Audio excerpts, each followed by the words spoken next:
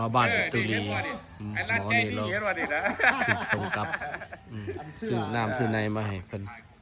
ซอยเหลือกัน อันเสื้อ อยู่รัก52 แมนเสือเพิ่นเอามาให้เพิ่น คนไปเขียนว่าเป็นอย่างจังเอาเสื้อจังซี่ให้คือบอกเสื้อธรรมดา โอ ให้ ้ยบ่เป็นหยังสบายดี ตุน ให้ก็ ตุ อน ธิบายไว้ว่าอยู่ในถุงหันมันมีเสื้อธรรมดาอยู่ แม น้ำ นมี มันมีหลายเสื้ออยู่ในหัน มี บ่แม่นว่ามีแต่เสื้อไอ้หลัดใจ มี ดี และคอยเอามาย้ายให้ สปอนเซอร์ให้คนละตู้ โอ้ขอบใจเด้อ ขอบใจเด้อ เห็นบ่ ย้ายให้สปอนเซอร์คนละตู้ อยู่ในถุงมื้อหน้ามันมีหลายเสื้ออยู่ ลายเสือลายสี มันบ่มีแต่เสื้อนี่ แมน บ่ให้ดราม่า อันนี้หมอรักเห็นรักใจดี อัน เนี่ ตัวย ไทยก็ไผดิตัวนี้เป็นไผหั่นน่ะ พักจะชอบ ใส่ตะเกียบ โอ้ตัดตีบว่ะมาคนน้ำ คนหนักเนี่ยเบิ้งสิใส่ตาตีบดีว่าแล้วพี่จอนแล้วตาตีบ มาผมน้ำซอย โอ้บักได้หลายแพ็กมาที่โต อืม โอ้ยขอบใจได้หลาย อย่าซอยเหลือกัน ป้าที่โต คนละไม้คนละมือ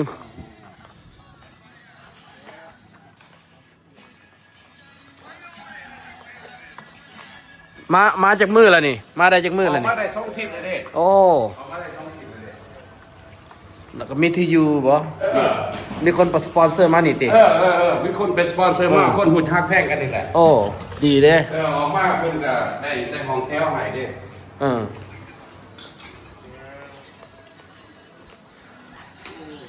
Maybe you guys need to come here. พากันมาแต่ไสนี่ ตั้งใจมาหาโตนี่แหละนี่นะ โอ้ขอบใจได้หลาย นี่อันนี้บอกขอน้ำมอให้น้ำถนัด โอ้ขอบใจเด้อ you welcome brother ขอบใจได้หลา เอย อ ร้านน้ำคนละ2 แพ็คแล้วกันของมอน้ำ2 แพ็ค ผู้ดีละ แต่กันนี้คอยซื้อให้เจ้าเอ้า โอ้ขอบใจได้หลาย ขอบใจตรงที่สิกินน้ำเลยเนาะ วัวกินหลายขนาดมันฮอด เลยพักกันเอาน้ำ มั เท่าไหร่ นฮอด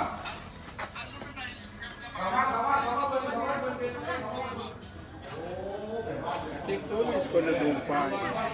I think he's going to do okay.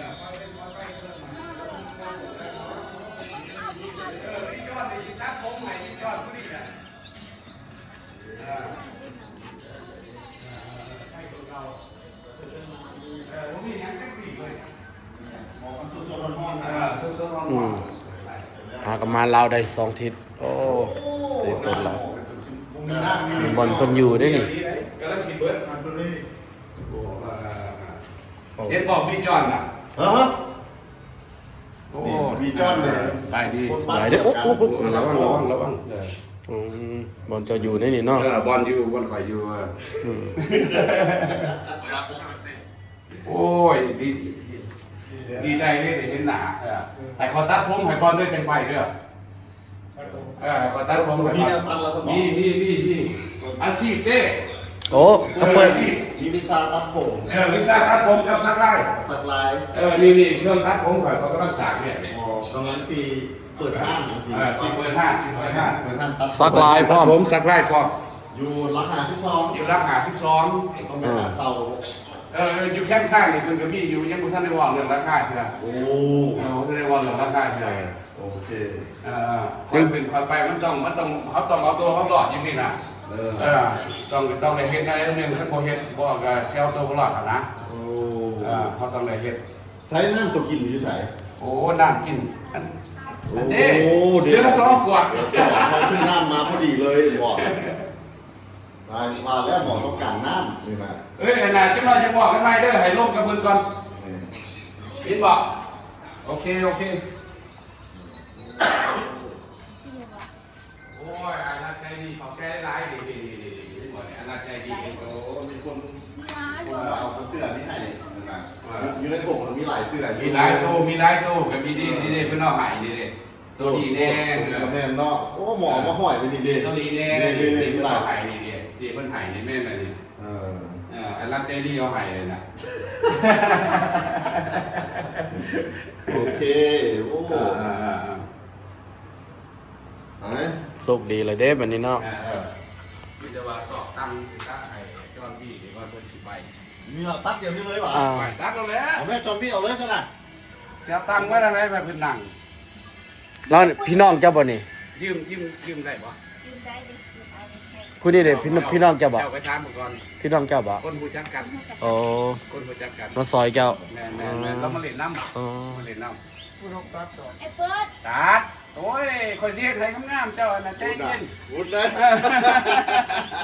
เชื่อรถนะข้าสันสิเป็นสร้างตัดผมมา เออ เสียไทยเขาเสียไทยเขาคลีนให้เจ้านั้นนึงซื่อ โอ้เจ้าวิภาปกให้เล่าบ่ล่ะ ๆผมเป็นหยังผมเป็นหยังเป็นหยัง โอ้ แก้เสื้อรถ โอ้ไอมีได้ แก้เสื้อโซกล้ามโลด อาบน้ำโดยยี่ได้นี่ ถ้าพกไอมีลืมเอามาให้เว้ยพอชื่อตรงเดินแล้วมันแถม เอา ผ่าน ให้ นะ เนี่ย โอ้แล้วให้ยืมอยู่วะ ให้ยืมมาให้ยืมกับค้าหน่อยเลย มันแถวแล้วนี่นะเท่าไหร่700,000มา เหมือนพลหงส์บ้านนาเรา บ้านเรา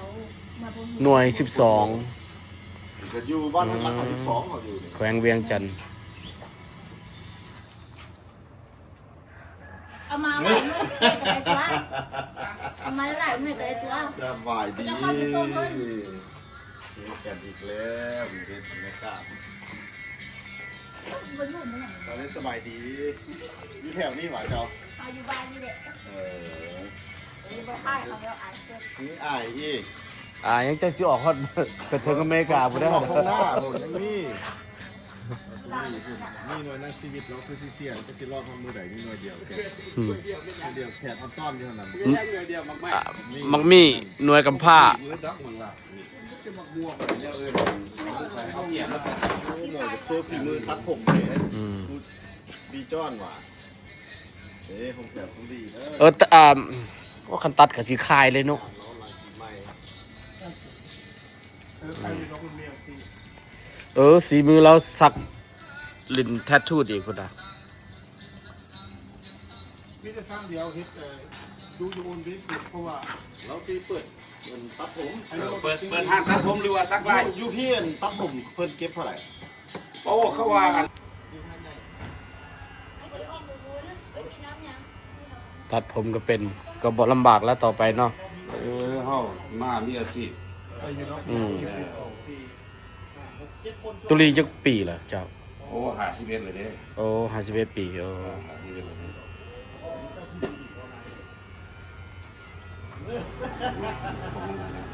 ยืนนั่งขึ้นต้อง เขาส่งมาย้อนคดีเก่าแม่นบ่ คดีเก่าอันตั้งแต่พันก็ร้อยอันน่ะพันก็ร้อย95 มันโดนแล้วยังเอากันมาอยู่เนาะ แต่ว่าคุณยินข่าวว่าเขาเศร้าคนแล้ว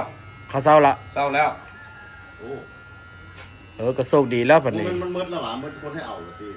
บ่โอ้ยสิเบิดจังได้จัง4,000 คน เขาหลีอยู่บ่ บ่อันน่ะพวกที่ว่าถึงครั้งนั้นเขาก็ปล่อยออกขึ้น โอ้เขา ตามขอเขายินมาหรอ เป็นจังไหนเจ้าเขาที่เศร้าเก็บเหรอโอ้บุหรือว่าไอ้เซนบุมี่เหรอบ่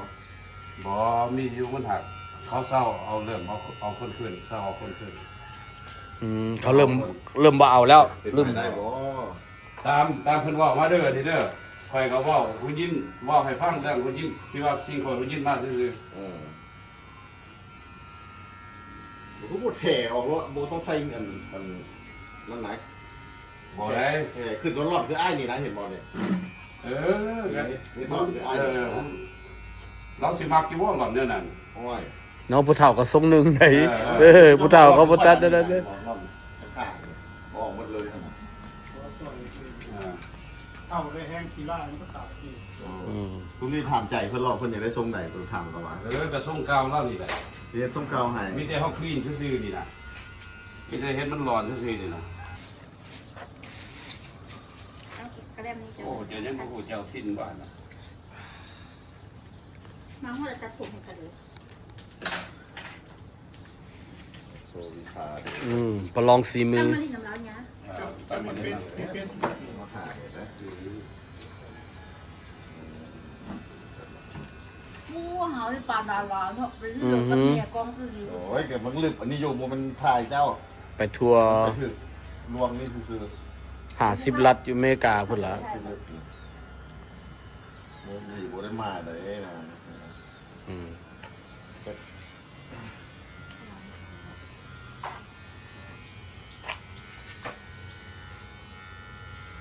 หมู่เขาอยู่ทางนี้นะก็มาเจอ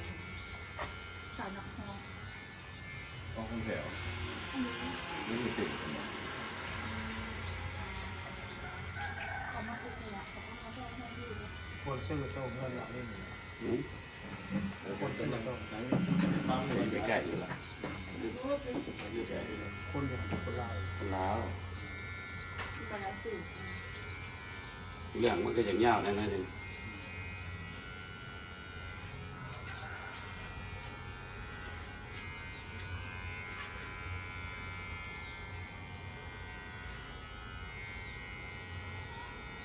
ที่มาตัดผมอยู่บ้านของพี่เนี่ยมาเล่นเงินเดือนโม โชว์ฝีมือ กับพวกเป็นทางดอกคอยอันนั้นคือเมียนซื่อๆดอกกันนี่นะ ไปลองเศร้าห้า